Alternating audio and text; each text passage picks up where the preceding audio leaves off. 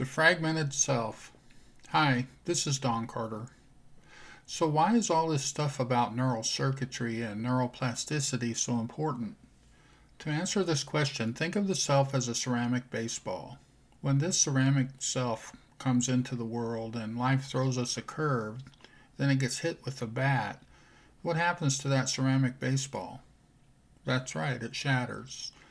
This is a great analogy for what happens to people who suffer trauma and attachment wounds early in life. A core chunk of the self continues to grow and self-actualize into the adult we know and love today. But there are these pieces or shards of self that float or orbit around the core self like little satellites. They are broken off pieces of what we refer to as fragments of self.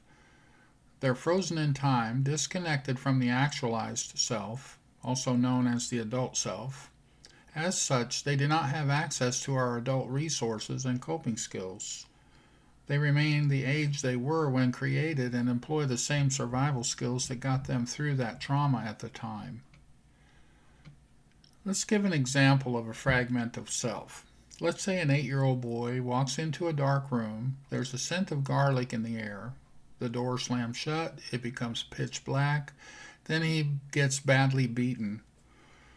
30 years later, the same man walks into a dark room, there's a scent of garlic present, the door slams shut, and that's right, panic attack.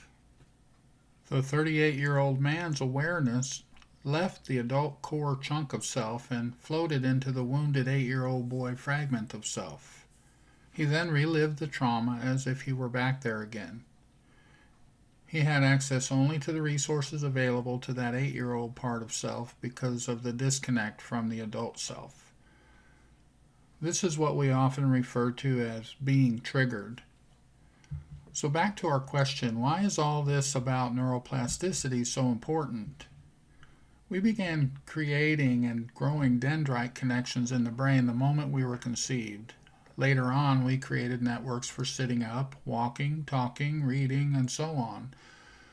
Below this video is an image of neural networks in the brain of an infant compared to those of a 2-year-old. The explosion of brain growth, also known as neurogenesis, is staggering. The lifelong process of synaptic pruning begins when the neural connections weaken and are no longer needed. That's the use it or lose it principle. Networks that were necessary at one point, such as nursing, stop firing when that behavior is replaced with eating solid food or drinking from a sippy cup. A network contains explicit and implicit data for all the skills, knowledge, emotions, beliefs, physiology, motor skills, thoughts, memories, and experiences that have to do with that function or behavior. We have networks for identity and self-esteem. We have networks for how to drive a car, how to swim, how to be a good spouse or friend, how to do our job. We weren't born with these networks. We had to create them, to grow them.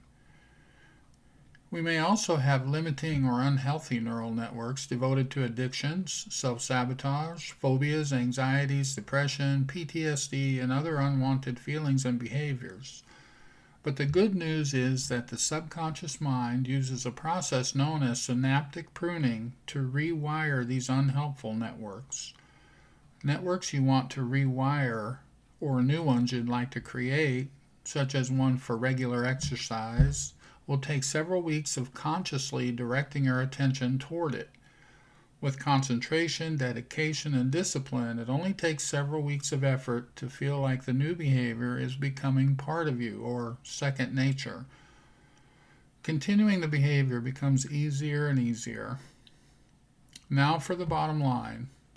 Parts of self, including fragmented parts of self, are encoded on our neural networks. We need to connect and update them in a process called integration.